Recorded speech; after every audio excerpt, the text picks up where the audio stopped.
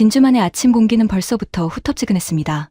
저는 부두의 정박한 함정들을 바라보며 커피를 마셨습니다. 사흘 뒤면 림팩 개막식이 열릴 예정이었고 이미 30개 나라에서 온 함정들이 하나둘 항구를 채우고 있었습니다. 회색 선체들이 아침 햇살을 받아 조용히 빛나고 있었습니다. 매년 이맘때가 되면 진주만은 세계 각국의 해군기들로 물들었고 저는 그 풍경을 벌써 12번째 맞이하고 있었습니다. 제 이름은 제이크 콜먼입니다. 미 해군 제3함대 작전참모부에서 근무하고 있고 이번 림팩에서는 연합지휘 체계 조율 업무를 맡고 있습니다. 벌써 12회째 이 일을 하다 보니 어느 나라 함정이 들어오든 큰 감흥은 없어진 지 오래였습니다. 매년 여름이면 반복되는 이 풍경도 저에게는 이제 익숙한 일상의 일부일 뿐이었습니다. 콜먼, 이번 편성표 확인했어? 동료 마르코가 서류철을 들고 다가오며 물었습니다. 그의 목소리에는 평소보다 조금 들뜬 기색이 묻어 있었습니다. 저는 고개를 끄덕였습니다. 응, 훑어봤어. 근데 뭐 특이사항이라도 있어?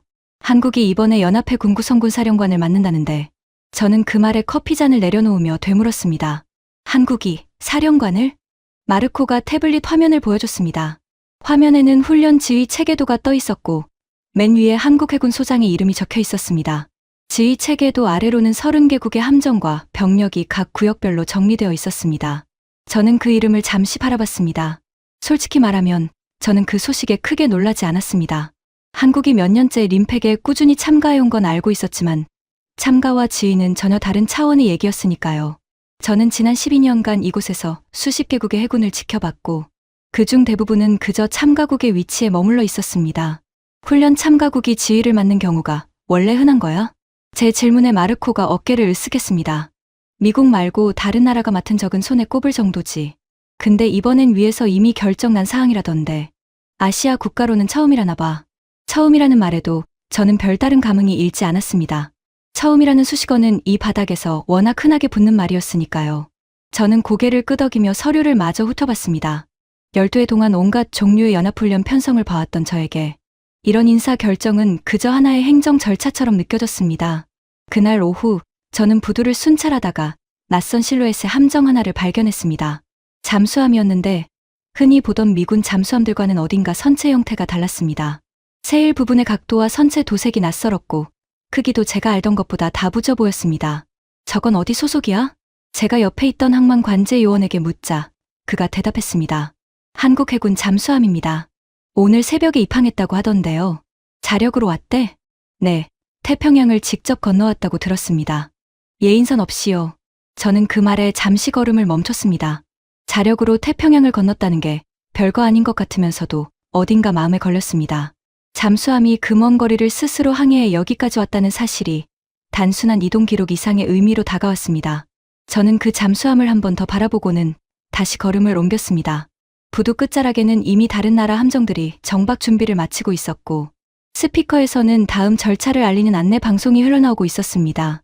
저는 그 잠수함의 선체 번호를 수첩에 짧게 메모해 두었습니다. 별다른 이유는 없었지만 왠지 기억해두고 싶었습니다. 그날 저녁, 저는 기지 내 식당에서 늦은 저녁을 먹고 있었습니다. 창밖으로는 이미 어둠이 내려앉아 있었고 부두의 조명들이 하나둘 켜지고 있었습니다. 마르코가 맞은편 자리에 앉으며 접시를 내려놓았습니다. 콜먼, 아까 그 잠수함 얘기 들었어? 도산한 창호함이라던데. 저는 포크를 든 채로 고개를 끄덕였습니다. 응, 관제요원한테 들었어. 자력으로 태평양 건넜다며. 마르코가 흥미롭다는 표정으로 몸을 앞으로 기울였습니다. 그게 다가 아니야. 이번 훈련에 참가하는 함정들 중에서 신형 이지스 구축함이랑 상륙함까지 같이 왔다던데. 편성 규모가 예전보다 훨씬 커졌어. 저는 그 말에 잠깐 젓가락을 멈췄지만 이내 다시 식사를 이어갔습니다. 규모야 매년 커지는 거고 그게 뭐 특별한 일이겠어. 마르코가 휴대전화 화면을 저에게 보여줬습니다. 화면에는 그 잠수함에 대한 짧은 기사가 떠 있었습니다. 기사 보니까 한국 독자 기술로 만든 잠수함이래. 이런 게 태평양을 자력으로 건넌 게 이번이 처음이라나 봐. 3,000톤급이라는데 예인선 없이 여기까지 왔다는 게 신기하지 않아? 저는 그 기사를 훑어보며 대수롭지 않게 대답했습니다. 요즘 웬만한 나라들도 다 잠수함 정도는 만들잖아. 대단한 일은 아니지. 마르코가 그 말에 살짝 웃으며 고개를 저었습니다. 콜먼, 너 요즘 좀 무뎌진 것 같아. 예전 같으면 그런 얘기 들으면 눈이라도 반짝였을 텐데. 저는 그 말에 피식 웃었습니다. 12회나 이 일 했는데 안 무뎌지면 그게 이상한 거지. 마르코가 잠시 저를 바라보다가 진지한 표정으로 말을 이었습니다. 근데 나는 좀 다르게 보여. 우리가 지금 저 나라들 지휘를 맡길 정도로 신뢰한다는 거잖아. 그게 그냥 숫자 하나로 끝날 일은 아닌 것 같은데. 지휘라는 게 결국 우리 함정, 우리 병력을 맡긴다는 뜻이잖아. 저는 그 말에 잠시 아무 대답도 하지 못했습니다. 마르코의 말이 틀린 건 아니었지만 저는 여전히 그 의미를 온전히 받아들이고 싶지 않았습니다. 12년 동안 이 부두에서 봐온 수많은 나라들 중에서 유독 이번 결정만이 다르게 느껴져야 할 이유를 저는 아직 찾지 못하고 있었습니다. 저녁 식사를 마치고 숙소로 돌아가는 길, 저는 문득 낮에 봤던 그 잠수함이 다시 떠올랐습니다. 세일 부분의 낯선 각도, 태평양을 자력으로 건넜다는 짧은 문장. 별거 아니라고 넘기려 했지만 그 문장이 자꾸만 머릿속에 맴돌았습니다. 밤하늘 아래로 부두의 조명들이 길게 늘어서 있었고 그 불빛 사이로 정박한 함정들의 실루엣이 조용히 서 있었습니다. 숙소에 도착해서 저는 침대에 누운 채 내일 있을 개막식 준비 사항을 다시 확인했습니다. 화면 한켠에는 여전히 그 지휘 체계도가 떠 있었고 맨 위에 적힌 이름이 눈에 들어왔습니다. 저는 그 이름을 한참 바라보다가 마르코가 했던 말을 다시 곱씹었습니다. 지휘라는 게 결국 신뢰를 맡긴다는 뜻이라는 말. 저는 그 말에 반박할 논리를 찾지 못한 채 결국 화면을 끄고 불을 껐습니다. 잠들기 전 저는 어렴풋이 내일부터 시작될 훈련이 예상보다 다른 방식으로 흘러갈지도 모른다는 예감이 들었습니다. 하지만 그 예감이 정확히 무엇을 의미하는지는 그때까지도 알 수 없었습니다.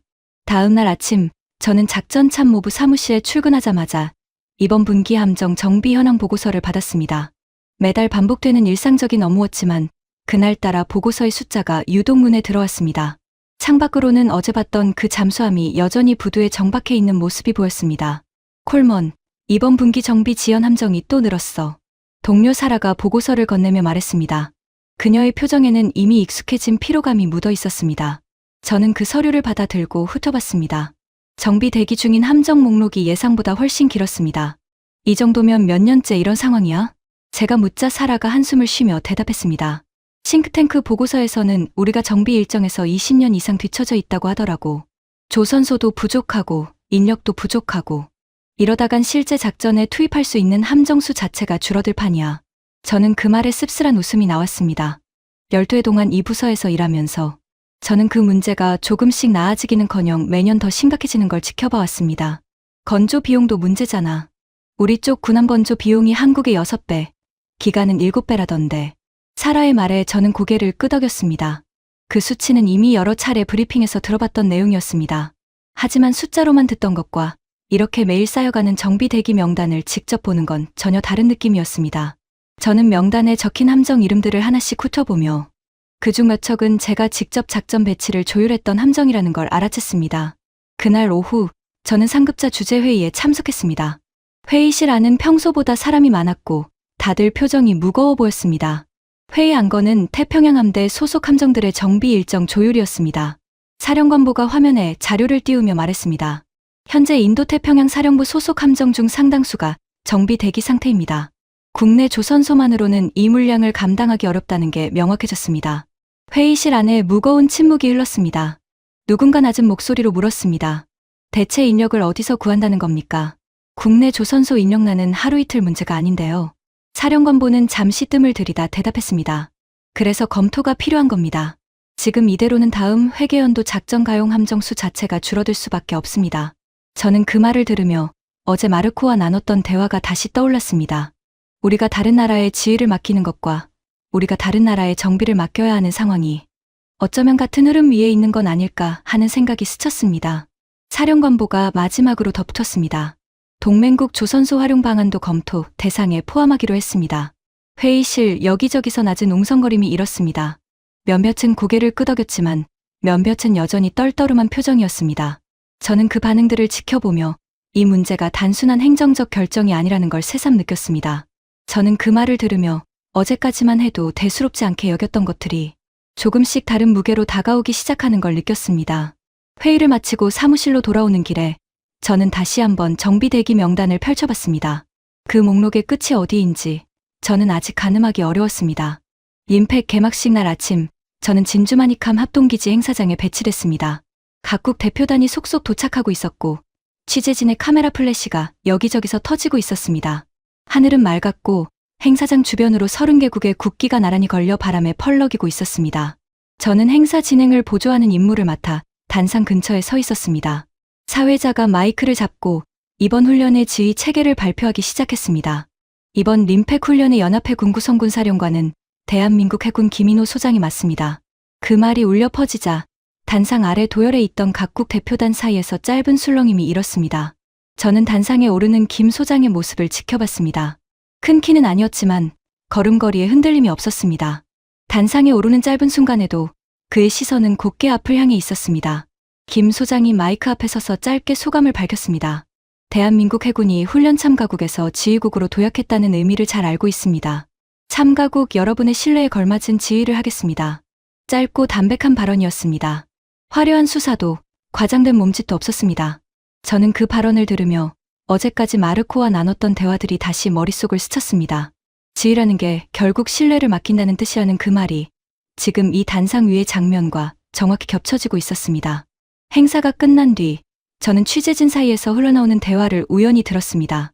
한 기자가 동료에게 말하고 있었습니다. 이게 미국 외 국가로는 4번째래요. 아시아 국가로는 처음이고. 다른 기자가 맞장구를 쳤습니다. 미국 쪽에서도 공식적으로 이 결정을 한미동맹의 이정표라고 표현했다던데요. 저는 그 말을 들으며 잠시 걸음을 멈췄습니다. 4번째. 그 숫자가 생각보다 무겁게 다가왔습니다. 저는 그동안 이 숫자를 그저 통계의 일부로만 여겨왔는데 오늘 이 자리에서 직접 들으니 전혀 다른 느낌이었습니다. 그날 오후 기지 내 뉴스 화면에 또 다른 소식이 떴습니다. 도산 창호함의 태평양 단독횡단이 한국 잠수함 역사상 최초 기록이라는 내용이었습니다. 화면에는 그 잠수함이 진주만에 입항하는 장면이 반복 재생되고 있었습니다. 자막에는 이번 훈련에 참가한 함정 명단과 함께 김 소장의 취임 소식도 함께 나오고 있었습니다. 마르코가 제 옆으로 다가와 화면을 함께 보며 말했습니다. 콜먼, 이제 좀 다르게 보여?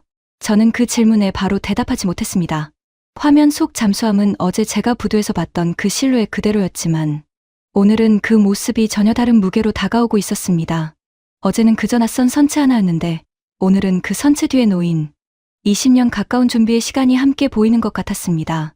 솔직히 조금은. 저는 그렇게만 대답했습니다. 마르코가 짧게 웃으며 어깨를 툭 쳤습니다. 그것만 해도 어디야. 어제까지만 해도 눈 하나 깜짝 안 하더니. 저는 그 말에 반박하지 않았습니다.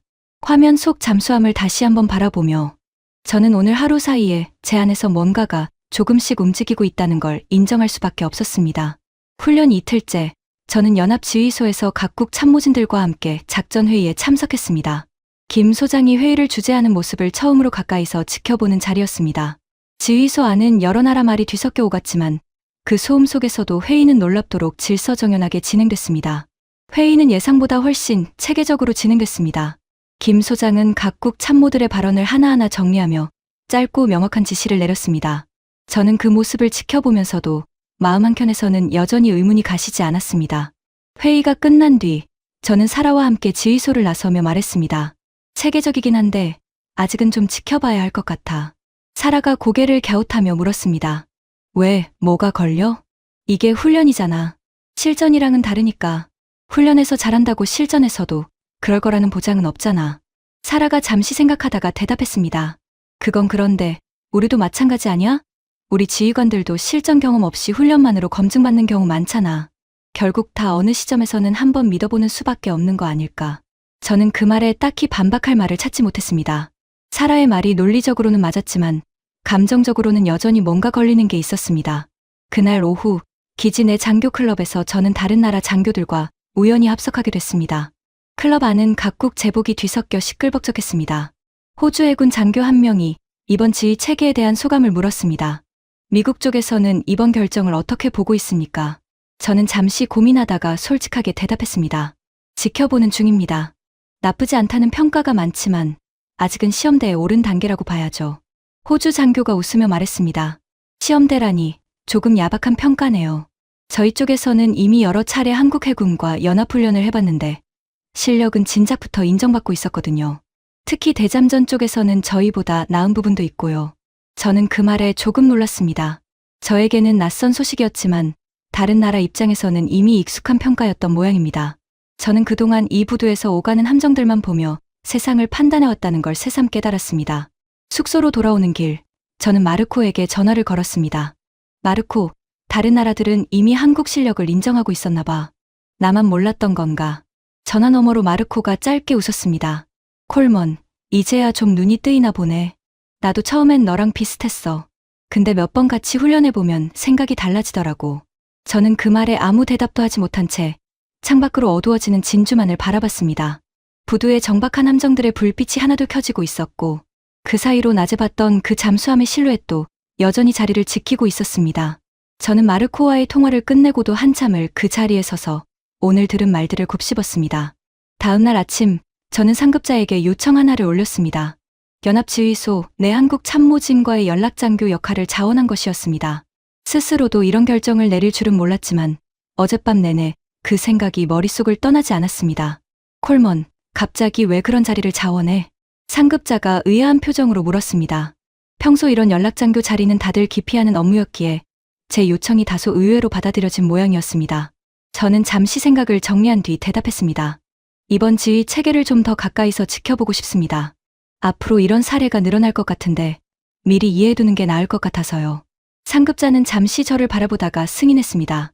그렇게 저는 그날 오후부터 한국 참모진 옆에서 연락 업무를 맡게 됐습니다. 처음 배정된 자리는 상황실 한켠 한국해군 통신참모 옆이었습니다. 그는 저를 보자 짧게 목례를 하며 자리를 안내해줬습니다. 상황실 벽면을 가득 채운 화면들 사이로 각국 언어가 섞인 무전이 쉴 새 없이 오가고 있었습니다. 콜먼 대위님이시죠? 잘 부탁드립니다. 저도 잘 부탁드립니다. 저는 어색하게 인사를 나누고 자리에 앉았습니다. 상황실 화면에는 각국 함정의 위치가 실시간으로 표시되고 있었고 그 화면을 김 소장이 침착하게 지켜보고 있었습니다. 그의 시선은 화면 구석구석을 빠르게 훑고 있었지만 표정에는 조급함이 전혀 보이지 않았습니다. 훈련 상황이 전개되면서 저는 한국 참모진의 업무 방식을 가까이서 지켜볼 수 있었습니다. 지시는 간결했고 보고 체계는 군더더기가 없었습니다. 특히 인상적이었던 건 문제가 발생했을 때의 대응 속도였습니다. 대공정 구역에서 편대 하나가 예정 경로를 벗어났다는 보고가 들어왔을 때 김 소장은 몇 초 만에 대항 경로를 지시했습니다. 주변 참모들도 그 지시에 맞춰 곧바로 각국 함정에 연락을 취했고 혼선은 거의 없었습니다. 옆에서 지켜보던 다른 나라 연락장교들도 고개를 끄덕이며 짧게 감탄하는 모습이 눈에 띄었습니다. 저는 그 장면을 지켜보며 어제까지 품고 있던 의문 중 하나가 조금씩 사라지는 걸 느꼈습니다. 통신참모가 제 옆에서 조용히 말했습니다. 콜먼 대위님, 궁금한 거 있으시면 편하게 물어보셔도 됩니다. 저는 잠시 망설이다가 물었습니다. 이런 속도로 지시가 나오는 게 평소에도 이런 겁니까? 통신참모가 옅게 웃으며 대답했습니다. 훈련이든 실전이든 지휘관님 원칙은 같습니다. 결정은 빠르게, 책임은 분명하게, 그리고 결정하신 뒤에는 절대 흔들리지 않으세요. 저는 그 말을 곱씹으며 다시 화면 쪽으로 시선을 돌렸습니다. 김 소장은 여전히 같은 표정으로 다음 상황을 지켜보고 있었습니다. 저는 그 대답을 들으며 오늘 하루가 어제와는 전혀 다른 하루가 되고 있다는 걸 실감했습니다. 상황실을 나서기 전 저는 수첩에 방금 들은 그 말을 짧게 적어두었습니다. 며칠간 같은 상황실에서 근무하면서 저는 통신참모와 자연스럽게 가까워졌습니다. 그의 이름은 이수연 대위였습니다. 저와 계급도 비슷했고 나이도 크게 차이 나지 않아서인지 업무 외적인 대화도 조금씩 늘어갔습니다. 상황실 근무가 끝나면 저희는 종종 휴게 공간에서 짧게 대화를 나누곤 했습니다. 콜먼 대위님은 이 일 얼마나 하셨습니까? 휴식 시간에 이 대위가 커피를 건네며 물었습니다. 저는 잔을 받아들며 대답했습니다. 12회째입니다. 이 대위님은요? 저는 이번이 5번째 림팩입니다. 처음 왔을 때는 저희가 그냥 참가국 중 하나였는데 이번엔 많이 달라졌죠. 저는 그 말에 고개를 끄덕였습니다. 그 변화를 직접 겪으신 입장에서는 어떤 기분이십니까? 이 대위가 잠시 생각하다가 대답했습니다. 솔직히 부담이 큽니다. 저희가 잘하면 다음에도 기회가 오겠지만 못하면 오랫동안 쌓아온 신뢰가 한 번에 무너질 수도 있으니까요. 그래서 다들 이번 훈련에 유독 신경을 곤두세우고 있습니다. 저는 그 대답에서 뜻밖의 무게를 느꼈습니다. 제가 지금까지 이 지휘 체계를 그저 하나의 사건으로만 바라봤다면 이 대위에게는 훨씬 절실한 문제라는 걸 알 수 있었습니다. 그날 저녁 이 대위가 저를 한국 함정 견학에 초대했습니다. 정조대왕함 갑판 위에서 그는 함교 구조와 레이더 체계를 하나하나 설명해줬습니다. 갑판에서 내려다보는 진주만의 야경이 유독 선명하게 보였습니다. 이 레이더는 저희가 독자 개발한 겁니다. 처음엔 다들 미국이나 유럽 장비를 그대로 들여오는 게 낫다고 했는데 결국 저희 손으로 만들었죠. 저는 그 설명을 들으며 갑판 아래로 보이는 승조원들의 움직임을 지켜봤습니다. 다들 절도 있게 움직였고 표정에서는 자부심이 묻어났습니다. 함교 안쪽으로 들어서자 각종 계기판과 화면들이 정갈하게 배치되어 있었습니다. 이 함정, 진수한 지는 얼마나 됐습니까? 제가 묻자 이 대위가 대답했습니다. 몇 년 안 됐습니다. 하지만 설계부터 진수까지 저희 조선소에서 전부 소화한 겁니다. 저는 그 대답에 고개를 끄덕였습니다. 갑판을 걸으며 저는 문득 어제 회의에서 들었던 정비 지연 문제가 떠올랐습니다. 이런 조선소가 우리 함정 정비를 맡아준다면 이라는 생각이 스치듯 지나갔습니다. 이 대위님, 오늘 여러모로 배웁니다. 제가 그렇게 말하자 이 대위가 웃으며 대답했습니다. 배우는 건 서로 마찬가지죠. 저도 콜먼 대위님한테 미 해군 운용 방식 많이 배우고 있거든요. 저는 그 말에 처음으로 이 관계가 일방적인 게 아니라는 걸 느꼈습니다. 견학을 마치고 갑판을 내려오면서 이 대위가 마지막으로 한마디를 덧붙였습니다. 콜먼 대위님, 나중에 기회 되면 저희 조선소도 한번 보러 오세요. 아마 여기서 보신 것보다 더 놀라실 겁니다. 저는 그 말을 가볍게 웃어넘겼지만 속으로는 왠지 그 제안이 계속 마음에 남았습니다. 그 뒤로 며칠간 훈련은 본격적인 국면에 접어들었습니다. 대함전, 대공전, 대잠전이 순차적으로 진행됐고 저는 매 단계마다 상황실에서 지휘 체계를 지켜봤습니다. 하루하루 지날수록 저는 이 자리를 지키는 게 단순한 업무 이상의 의미로 다가온다는 걸 느끼고 있었습니다. 대함전 훈련이 있던 날, 가상의 적 함대가 갑자기 예상 경로를 바꿔 접근하는 시나리오가 주어졌습니다. 여러 나라 참모들이 잠시 술렁이는 사이 김 소장은 곧바로 각국 함정의 새로운 진영을 지시했습니다. 화면 위로 함정들의 위치가 빠르게 재배열되는 모습이 보였습니다. 이 대위가 제 옆에서 작게 설명해줬습니다. 지휘관님은 항상 두세 가지 대응안을 미리 준비해두십니다. 상황이 바뀌어도 당황하지 않는 이유가 그거죠. 저는 그 말을 들으며 화면 속 진영이 매끄럽게 재편되는 과정을 지켜봤습니다. 30개국의 함정이 뒤섞여 있었는데도 혼선은 거의 없었습니다. 다음 날 대공전 훈련에서는 다국적 전투기 편대와 함정 방공망 간의 연계 훈련이 진행됐습니다. 이번에도 김 소장은 각국 언어로 올라오는 보고를 침착하게 종합하며 지시를 내렸습니다. 저는 문득 그의 영어 실력이 상당히 유창하다는 걸 알아챘습니다. 억양은 남아있었지만 전달하려는 내용이 한 번도 모호하게 들린 적이 없었습니다. 이 대위님, 지휘관님 영어가 상당히 능숙하시네요. 미국에서 몇 년 유학하셨습니다. 게다가 프랑스어도 조금 하시고요. 다국적 훈련에서는 언어가 곧 지휘 속도거든요. 저는 그 말에 조금 놀랐습니다. 언어 하나만 보더라도 이 자리에 오르기까지 얼마나 많은 준비가 있었을지 짐작이 갔습니다. 대잠전 훈련 날에는 도산한 창호함이 가상의 적 잠수함 역할을 맡아 다국적 대잠전 전력과 맞붙었습니다. 저는 그 훈련 결과 보고서를 나중에 전달받았는데 탐지 회피율이 예상보다 훨씬 높게 나왔습니다. 보고서에는 회피 기동 패턴과 소음 관리 수준까지 세세하게 분석되어 있었습니다. 사라가 그 보고서를 보고 놀란 목소리로 말했습니다. 이 정도면 저희 최신 잠수함이랑 비교해도 밀리지 않는 수준인데요. 저는 그 말에 고개를 끄덕였습니다. 며칠 전이라면 이런 평가에 반신반의했을 텐데 이제는 그 말이 자연스럽게 받아들여졌습니다.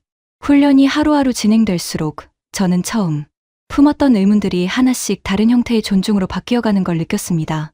대함전에서의 신속한 진영 재편, 대공전에서의 다국어 지휘, 그리고 대잠전에서 드러난 잠수함의 성능까지 각각의 장면들이 쌓여가며 하나의 그림을 완성해가고 있었습니다.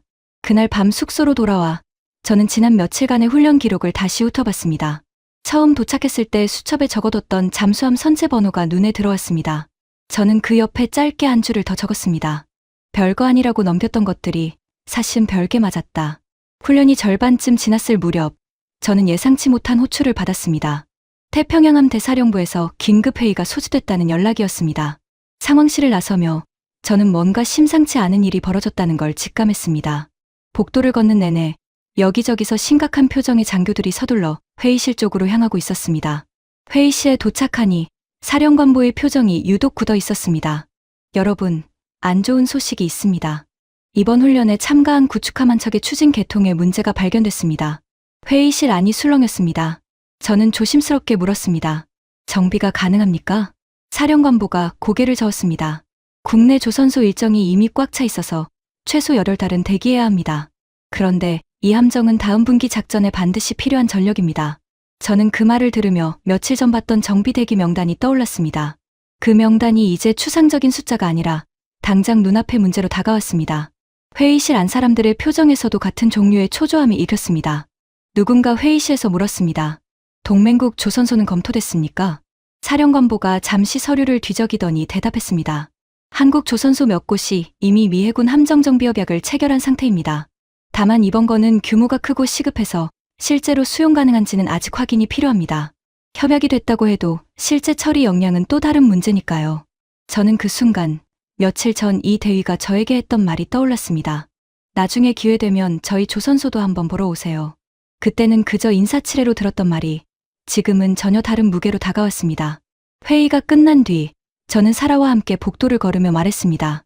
사라, 이거 생각보다 심각한 문제 같은데. 사라가 고개를 끄덕였습니다. 콜먼, 너 지난주까지만 해도 이런 일에 별 관심 없어 보였는데 이제는 완전히 다른 사람 같아. 저는 그 말에 딱히 반박하지 못했습니다. 불과 며칠 사이에 저는 이 문제를 완전히 다른 시각으로 바라보고 있었습니다. 정비 지연이라는 통계가 이제는 제가 직접 아는 함정, 직접 아는 승조원들의 이야기로 다가오고 있었으니까요. 사라가 다시 물었습니다. 그래서 어떻게 할 생각이야? 저는 잠시 걸음을 멈추고 대답했습니다. 일단 확인부터 해봐야지. 그날 저녁, 저는 이 대위를 다시 찾아갔습니다. 상황실 근처 복도에서 그를 발견하고는 곧장 다가가 말을 걸었습니다.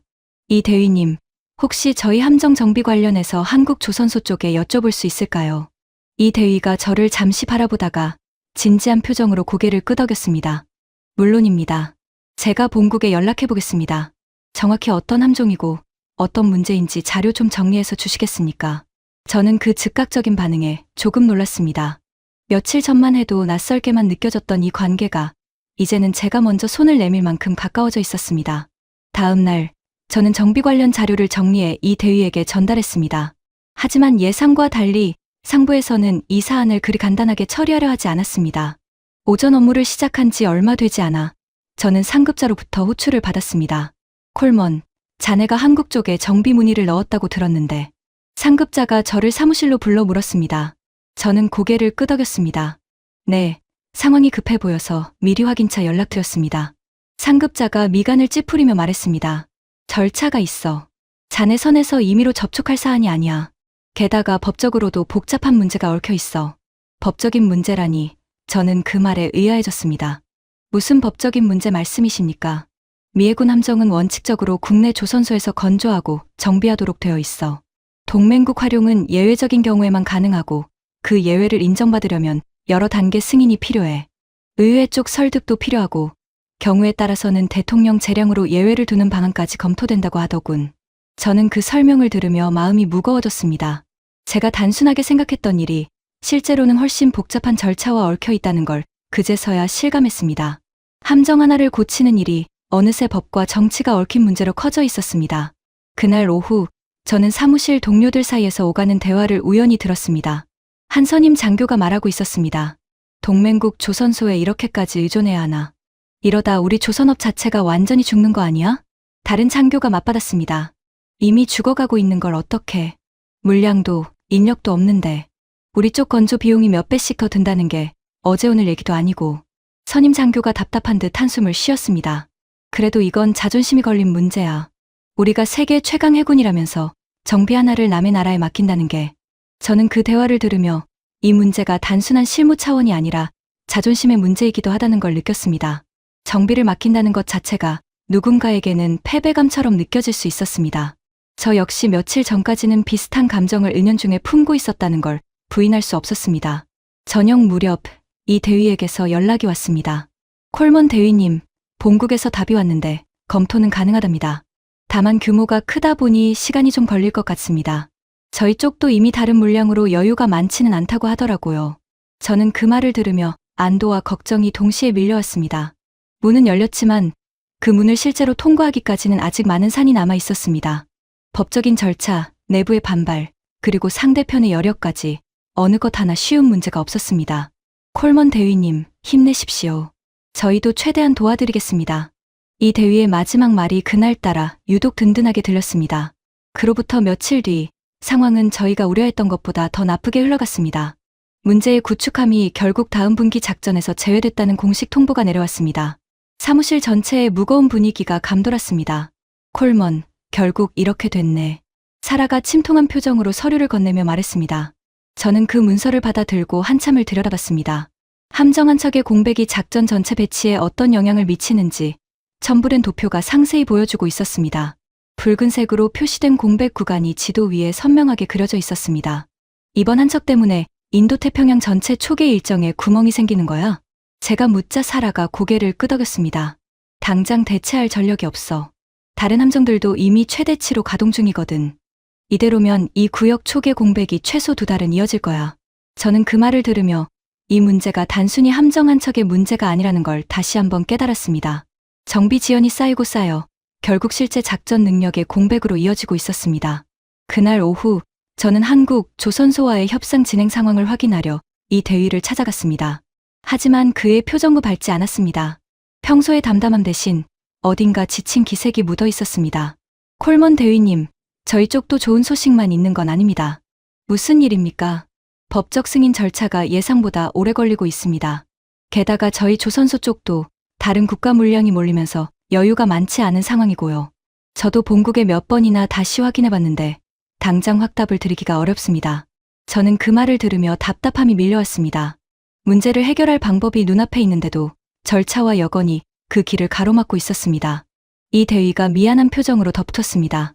정말 죄송합니다. 콜먼 대위님. 저희도 최선을 다하고 있는데 이런 규모의 사안은 저희 선에서 속도를 낼 수 있는 게 아니라서요. 숙소로 돌아온 저는 오랜만에 마르코에게 전화를 걸었습니다. 마르코, 이거 어떻게 해야 할지 모르겠어. 방법은 있는데 시간이 없어. 전화 너머로 마르코가 무겁게 대답했습니다. 콜먼, 가끔은 방법이 있어도 안 풀리는 일들이 있어. 그래도 포기하지 마. 내가 이 문제에 이렇게까지 매달리는 거 보니까 예전 콜먼이랑은 확실히 달라졌어. 저는 그 말에 씁쓸하게 웃었습니다. 그런 얘기 지금은 위로가 안 되는데. 마르코가 짧게 웃고는 다시 진지한 목소리로 말했습니다. 그래도 계속 두드려봐. 문이 완전히 닫힌 건 아니잖아. 저는 전화를 끊고 창밖을 바라봤습니다.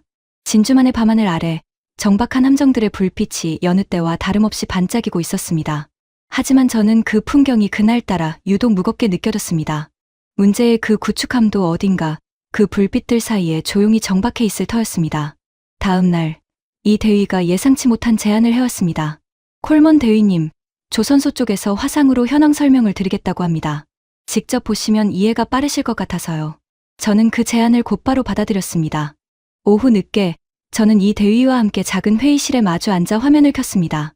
화면 너머로 한국의 한 조선소 현장이 비쳤습니다. 거대한 도크와 크레인들이 늘어서 있었고 그 사이로 작업자들이 분주히 움직이고 있었습니다. 시차 때문에 그쪽은 이미 다음날 오전이었고 화면 속 하늘은 저희와 정반대로 밝았습니다. 화면에 나타난 사람은 정비 사업을 총괄하는 박현우 부장이었습니다. 콜먼 대위님, 처음 뵙겠습니다. 상황은 이 대위님을 통해 전달받았습니다. 저는 인사를 나눈 뒤 곧바로 물었습니다. 부장님, 저희 함정을 맡아주실 수 있는 여력이 정말 있습니까? 박 부장이 화면 속에서 잠시 자료를 확인하더니 대답했습니다. 솔직히 말씀드리면 지금도 저희 도크는 꽉 차 있습니다. 다만 야간 교대조를 하나 더 편성하면 귀측 함정 정비를 병행할 수 있을 것 같습니다. 저는 그 대답에 놀랐습니다. 야간 교대까지 편성하신다는 겁니까? 박 부장이 옅게 웃으며 말했습니다. 저희 조선소가 이 자리까지 온 게 원래 그런 식이었습니다. 부족하면 시간을 더 쓰고 안 되면 될 때까지 방법을 찾고요. 저희 직원들도 그런 방식에 이미 익숙합니다. 저는 그 대답을 들으며 이 사람들에게는 이런 결정이 특별한 희생이 아니라 익숙한 태도라는 걸 느꼈습니다. 그는 화면 뒤로 보이는 도크를 가리키며 말을 이었습니다. 20년 전만 해도 저희는 해외 조선소에서 기술을 배워오던 입장이었습니다. 도면 한 장 받아오는데도 몇 달씩 걸렸죠. 그런데 지금은 저희가 먼저 손을 내밀 수 있는 자리에 와 있습니다. 제 스승이셨던 선배 기술자들은 처음에 남의 나라 조선소에서 견습생처럼 일을 배웠다고 하시더군요. 그때는 상상도 못했을 겁니다. 언젠가 미해군 함정을 저희가 고쳐주는 날이 올 거라고는요. 저는 그 말을 들으며 지난 며칠간 봤던 지휘소의 장면들이 다시 떠올랐습니다. 언어를 익히고 장비를 개발하고 이제는 정비까지 자처하는 이 흐름이 결코 하루아침에 만들어진 게 아니라는 걸 다시금 실감했습니다. 김 소장의 유창한 영어도 도산한 창호함의 태평양 횡단도 그리고 지금 화면 너머의 이 제안도 모두 같은 뿌리에서 자라난 것들이었습니다. 박 부장님, 감사합니다. 이 제안, 상부에 정확히 전달하겠습니다. 박 부장이 고개를 끄덕이며 마지막으로 한마디를 덧붙였습니다. 콜먼 대위님, 저희도 언젠가 이런 문제를 겪었던 나라입니다. 그래서 이 문제가 얼마나 절박한지 조금은 압니다. 최선을 다해보겠습니다. 저는 화면을 끄고도 한참을 자리에서 일어나지 못했습니다. 이 대위가 조용히 제 옆에 앉아 있다가 짧게 말을 건넸습니다. 콜먼 대위님, 이제 정말 다르게 보이시죠? 저는 그 말에 고개를 끄덕이는 것 말고는 달리 할 수 있는 대답이 없었습니다. 다음 날 아침, 저는 상급자에게 정식으로 면담을 요청했습니다. 어제 화상회의 내용을 정리한 보고서를 들고서였습니다. 밤새 작성한 자료였고 손끝에는 아직 그 긴장이 남아 있었습니다. 콜먼, 어제 그 조선소건 말인가? 상급자가 제가 내민 서류를 받아들며 물었습니다. 그의 책상 위에는 이미 며칠 전 제가 올렸던 첫 보고서도 함께 놓여 있었습니다. 저는 고개를 끄덕이며 대답했습니다. 네, 조선소 측에서 야간 교대까지 편성해서 저희 함정을 맡아주겠다고 했습니다. 다만 결정이 늦어지면 그쪽도 다른 물량을 받을 수밖에 없다고 합니다. 상급자가 서류를 훑어보며 미간을 좁혔습니다. 절차는 여전히 복잡해. 저는 그 말에 물러서지 않고 대답했습니다. 절차가 복잡한 건 알고 있습니다. 하지만 지금 이 함정을 8달 넘게 세워두는 것과 절차를 서둘러 처리하는 것 중 어느 쪽이 더 큰 손실인지는 명확하다고 생각합니다. 초계 공백이 이대로 2달 이어지면 그 여파는 함정 한 척 문제로 끝나지 않을 겁니다. 상급자가 저를 잠시 바라봤습니다. 평소 같으면 이런 직설적인 발언을 하지 않았을 저였기에 그 시선에는 약간의 놀라움이 섞여 있었습니다. 자네, 확실히 달라졌군. 저는 그 말에 옅게 웃으며 대답했습니다. 이번 훈련에서 많이 배웠습니다. 상급자가 서류에 서명을 하며 말했습니다. 이건 사령관님께 직접 올리지. 자네가 작성한 자료가 설득력이 있어. 저는 그날 오후 사령관 주재회의에 배석해 직접 브리핑을 맡았습니다. 회의실 안에는 며칠 전 봤던 그 무거운 분위기가 여전히 남아 있었습니다. 화면에 정비대기 명단과 한국 조선소의 제안을 나란히 띄우고 저는 담담하게 설명을 이어갔습니다. 이 함정 하나의 공백이 인도태평양 전체 초계 일정에 영향을 미치고 있습니다. 반면 한국 조선소는 야간 교대까지 편성에 즉시 대응 가능하다는 입장입니다. 사령관이 자료를 한참 들여다보다가 물었습니다. 법적 절차는 처리 가능한가? 법무실 검토가 필요하지만 예외 승인 전례가 이미 있는 것으로 확인됐습니다. 최근 다른 함정에서도 유사한 승인이 이뤄진 사례가 있습니다. 사령관이 잠시 침묵하다가 다시 물었습니다. 이 제안, 자네가 직접 확인한 건가? 네, 어제 화상으로 직접 담당자와 대화했습니다. 준비 상태는 확실해 보였습니다. 사령관이 고개를 끄덕이며 짧게 말했습니다. 승인하지, 진행하게. 다만 이후 절차는 규정대로 정확히 밟도록. 알겠습니다. 저는 그 순간 며칠 전까지만 해도 상상하지 못했던 곳에 제가 서 있다는 걸 실감했습니다. 회의실을 나서는데 상급자가 제 어깨를 가볍게 두드리며 말했습니다. 수고했어, 콜먼. 좋은 판단이었어. 저는 그 말에 짧게 목례를 하고 곧바로 이 대위에게 소식을 전하러 발걸음을 옮겼습니다. 그날 저녁, 저는 이 대위를 찾아가 승인 소식을 전했습니다. 상황실 복도에서 그를 발견하고는 걸음을 재촉해 다가갔습니다. 이 대위님, 승인 났습니다. 조선소 쪽에 정식으로 연락 부탁드립니다. 이 대위의 얼굴에 환한 미소가 번졌습니다. 그가 이렇게 활짝 웃는 모습은 처음 보는 것 같았습니다. 정말 잘 됐습니다. 바로 박 부장님께 연락드리겠습니다. 며칠 뒤, 그 구축함은 예인 준비를 마치고 한국싱 항로에 오를 채비를 시작했습니다. 저는 출항 전 마지막 점검을 위해 부두로 나갔습니다. 아침 햇살 아래 함정의 회색 선체가 유독 선명하게 보였습니다. 함정 옆에는 이 대위와 박 부장이 화상으로 최종 인수 절차를 확인하고 있는 모습이 보였습니다. 콜먼 대위님, 박 부장이 화면 너머로 저를 불렀습니다. 저희 쪽 준비는 끝났습니다. 도착하는 대로 바로 작업 들어가겠습니다.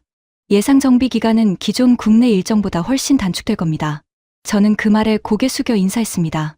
감사합니다, 부장님. 이번 일 정말 잊지 않겠습니다. 박 부장이 옅게 웃으며 대답했습니다. 저희도 이 기회가 감사합니다. 앞으로도 계속 이런 식으로 신뢰를 쌓아가면 좋겠습니다. 며칠 뒤 임팩 훈련도 마무리 단계에 접어들었습니다. 폐막식 자리에는 참가국 대표단 전원이 모였고 그동안의 훈련 성과를 정리하는 짧은 브리핑이 이어졌습니다. 폐막식 자리에서 김 소장이 마지막 발언을 했습니다. 이번 훈련을 통해 참가국 여러분과 함께 만든 신뢰가 앞으로도 계속되기를 바랍니다. 짧지만 진심이 담긴 발언이었습니다. 저는 그 발언을 들으며 지난 몇 주간의 시간을 되짚어봤습니다. 처음엔 그저 하나의 인사 발령으로만 여겼던 일이 지금은 제 안에서 완전히 다른 무게로 자리 잡고 있었습니다. 부두에서 처음 봤던 낯선 잠수함, 상황실에서의 며칠, 그리고 화면 너머 조선소의 도크까지 모든 장면들이 하나로 이어지고 있었습니다.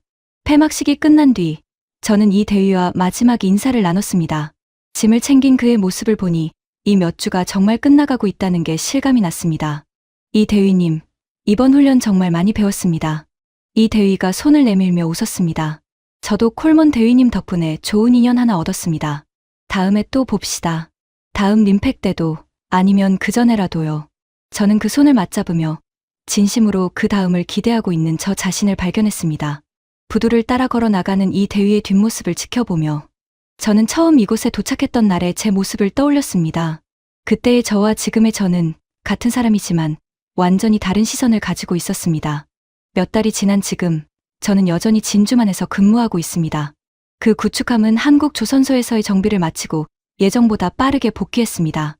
복귀한 함정을 부두에서 처음 봤을 때 저는 오랜만에 뿌듯한 기분을 느꼈습니다. 선체는 새로 도색되어 있었고 정비 전보다 훨씬 매끄러운 소리를 내며 접안했습니다. 사무실 벽에는 이제 동맹국 조선소 협력 현황판이 새로 걸려 있습니다. 처음 한두 건에 불과했던 협력 사례가 어느새 여러 함정으로 늘어나고 있었습니다. 저는 그 현황판을 정리하는 담당자로 자원했습니다. 매주 새로 추가되는 항목들을 보면서 저는 이 흐름이 단발성 사건이 아니라 하나의 방향이 되어가고 있다는 걸 실감했습니다. 마르코가 가끔 제 자리에 들러 그 현황판을 보며 웃습니다. 콜먼, 너 이제 완전히 이 일 전문가 다 됐네. 저는 그 말에 웃으며 대답합니다. 12해 만에 새로운 걸 배웠지. 이 대위와는 종종 연락을 주고받고 있습니다. 얼마 전에는 그가 다음 정비협력건으로 잠시 하와이를 방문하기도 했습니다. 우리는 예전 그 함정 갑판에서 다시 만나 커피를 마셨습니다. 오랜만에 마주한 그의 얼굴은 여전히 담담했지만 표정 어딘가에 예전보다 편안한 기색이 묻어 있었습니다. 콜먼 대위님, 그때 그 잠수함 기억하십니까? 처음 도착했을 때 보셨던 그 도산한 창호함이요. 당연히 기억하죠. 그날 이후로 제 생각이 완전히 바뀌었으니까요. 이 대위가 웃으며 말했습니다. 그 잠수함이 태평양을 건너온 것처럼 저희 관계도 이제 한 단계 더 건너온 것 같습니다. 저는 그 말에 고개를 끄덕였습니다. 우리는 한동안 말없이 부두를 바라보며 커피를 마셨습니다. 예전 같으면 어색했을 그 침묵이 이제는 편안하게 느껴졌습니다. 부두의 정박한 함정들을 바라보며 저는 처음 이곳에 왔던 그날의 제 모습을 떠올렸습니다. 별거 아니라고 넘기려 했던 잠수함 하나, 대수롭지 않게 여겼던 인사 발령 하나가 지금은 제 안에서 완전히 다른 세계로 자리 잡고 있었습니다. 그때는 12회의 경력이 저를 무디게 만들었다고 생각했는데 돌이켜보면 그저 새로운 걸 볼 준비가 안 되어 있었을 뿐이었습니다. 이 대위가 자리에서 일어나며 마지막으로 한마디를 건넸습니다. 콜먼 대위님, 다음엔 저희 조선소로 직접 초대하겠습니다. 화면 너머로만 보신 그 도크, 실제로 한번 보러 오세요. 저는 그 제안에 망설임 없이 고개를 끄덕였습니다. 기대하고 있겠습니다. 진주만의 저녁 바람이 부두 위로 불어왔습니다. 저는 그 바람을 맞으며 오랜만에 이 풍경이 낯설지 않게 오히려 더 넓어진 느낌으로 다가온다는 걸 느꼈습니다. 12해 동안 익숙하다고 여겼던 이 바다가 이제는 훨씬 더 많은 이야기를 품고 있는 곳으로 보였습니다. 안녕하세요. 해외감동 대한민국입니다. 오늘은 조금 다른 종류의 이야기를 준비했습니다. 무기나 기술 이야기가 아니라 신뢰라는 눈에 보이지 않는 것에 관한 이야기입니다. 올해 림팩에서 한국 해군이 처음으로 연합해 군구성군 사령관을 맡았다는 소식을 접했을 때 저희는 이 소식이 단순한 소재로 소비되지 않았으면 좋겠다고 생각했습니다. 지휘를 맡긴다는 건 결국 상대를 믿는다는 뜻이고 그 믿음은 하루아침에 생기지 않으니까요. 그리고 비슷한 시기에 미 해군이 함정 정비를 놓고 겪고 있는 어려움, 그로 인해 한국, 조선소의 손을 내밀 수밖에 없는 상황까지 함께 놓고 보니 이 두 소식이 결국 같은 이야기라는 생각이 들었습니다. 그래서 이번 편은 한국이 아니라 그 변화를 처음 지켜보는 미 해군 장교의 시선으로 그려봤습니다. 처음엔 대수롭지 않게 여기다가 서서히 생각이 바뀌어가는 그 과정을요. 주인공 제이크 콜먼과 그 주변 인물들은 모두 가상의 인물입니다. 하지만 그 인물이 목격하는 지휘 현장과 정비 위기, 그리고 그 안에서 드러나는 한미 협력의 흐름만큼은 실제로 벌어지고 있는 일입니다. 이 영상은 미 해군의 역량을 폄훼하거나 특정 정책 결정을 단정하려는 의도가 없습니다. 다만 참가국에서 지휘국으로 정비를 받던 나라에서 정비를 맡아주는 나라로 성장해온 그 흐름을 처음 그것을 지켜본 누군가의 시선으로 함께 나누고 싶었습니다. 젊은 시청자분들께는 지금 당연해 보이는 위상이 결코 당연히 주어진 게 아니라는 걸, 그리고 오래도록 이 분야를 지켜봐 오신 분들께는 그 오랜 시간의 축적이 지금 이렇게 결실을 맺고 있다는 걸 전하고 싶었습니다. 해외 감동 대한민국은 대한민국의 실제 기술과 외교, 산업 성과를 외국인의 시선으로 전하는 채널입니다. 오늘도 봐주셔서 감사합니다.